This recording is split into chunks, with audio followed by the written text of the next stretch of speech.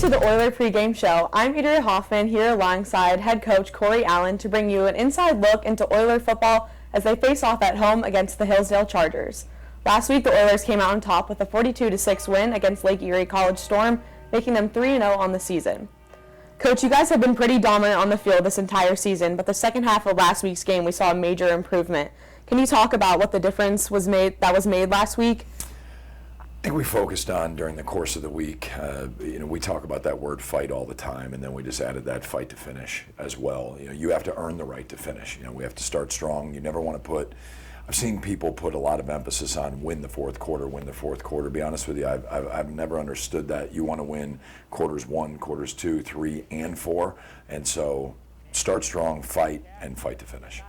Okay, Coach, at the end of last week's game, we talked about what needed to be improved for next week, and you said you needed to watch film and evaluate. So what were those things that you saw in film this week that you guys have been improving upon in practice? I think it's coach speak just to say, hey, we need to worry about ourselves, but it's said because it's true. We need to be where we're supposed to be when we're supposed to be there, no matter what the scheme, offense, defense, special teams. To get 11 working as one is always the ideal, and it's something that you need to consistently strive for in all three phases of the game, and that's what we've been focusing on this week. Offensively, the team is still leading the GMAC in stats, and of course I have to mention quarterback Matthew Reeve being named GMAC Athlete of the Week for the second week in a row. How has Matthew been stepping up to lead the offense and been a really driving force for the Oilers? Well, Matt understands what it means to play quarterback. It's not just throwing the football. There's a leadership component. There's an intelligence piece. There's the idea of being kind of the eye of the storm, remaining calm while other things are going on. And he's done an outstanding job with that. Through 3 weeks of the season, we've had 10 different players reach the end zone offensively. And I think that's a tribute to the way that he moves the ball around and an understanding of the offense. And that's due to the work that he's put in. You just mentioned you had 10 different players reaching the end zone. With Jaden Farmer out last week, we saw a lot of Micaiah Matthews carrying the ball for the Oilers, along with receivers Red Douglas, Cam Chowders, and Brian Hunt. But I want to hear about your O-linemen. They've done a great job opening up the field for these guys to be able to make plays. Can you talk about that? Well, I think this is a group that has a chance to be really special, and it's a group that is continuing to grow. There's 3 guys out there that are only in their third semester of college football. Third semester of college and only their second year of college football. And so it's a group that has nowhere near reached its potential, but we're certainly pleased with the work they put in. They're a tough group, they're an intelligent group, and they're a selfless group, which that is a key to play offensive line. So looking ahead to this week's matchup, the Oilers have won the last 2 games against the Hillsdale Chargers, and this will be both teams' second game of conference play this season.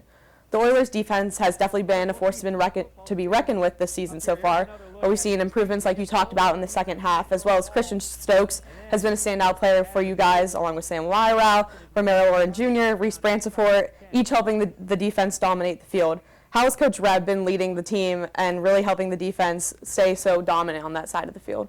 Yeah, it's the same thing. It's details. Be where you're supposed to be when you're supposed to be there, but then it's who's going to be there. And I think that we've done a really good job from a defensive perspective of identifying where players need to play. If you look at number 55, J.J. Lewis, he was playing inside early in the first couple weeks of the season. We moved him out to defensive end, and we saw dividends there. We took Romero Warren and moved him back to his natural home, which is that linebacker position. And so it's constantly, it's the X's and O's and the Johnnies and Joes. And so I think that Coach Reb has a very good understanding of that, and we're getting our guys where they need to be.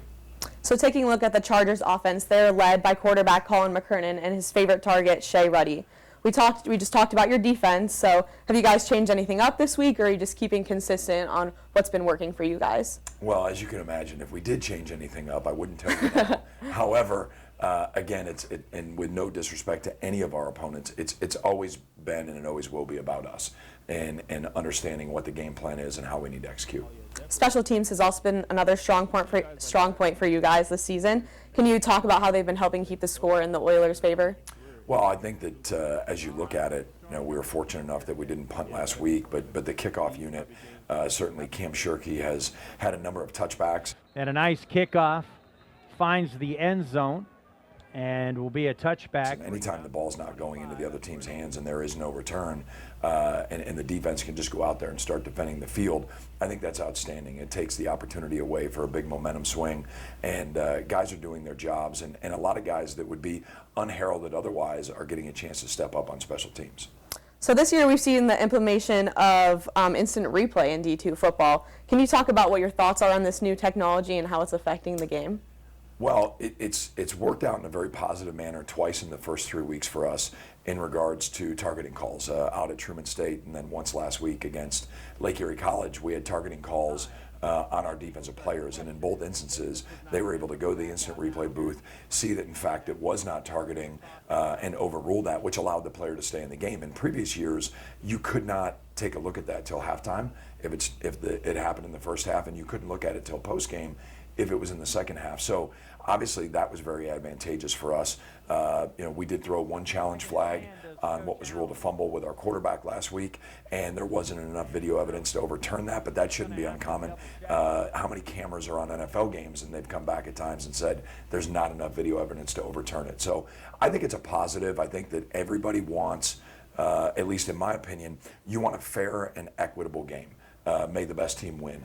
And I think that's what instant replay is allowing, and it's continuing that process of let the game be played on the field.